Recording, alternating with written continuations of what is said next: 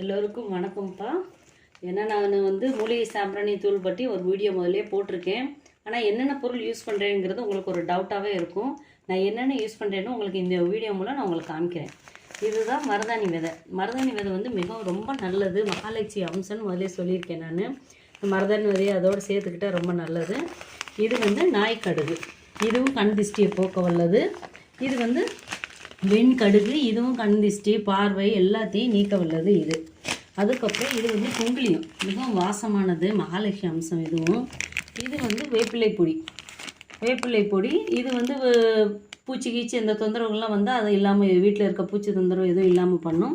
அது மாதிரி இது வந்து அருகம்புல் பொடி. அருகம்புல் மிகவும் நல்லது.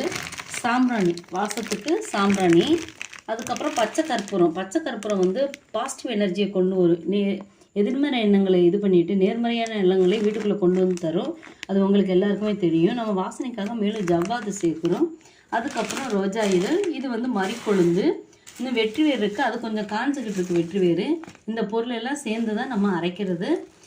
ரொம்ப எல்லோரும் வாங்கி பயன்பெறணும். நான் உங்களுக்கு இதில் நம்பர் தரேன். இந்த வாட்ஸ்அப் நம்பராக கான்டாக்ட் பண்ணி எங்களுக்கு ஆர்டர் கொடுக்கணும்.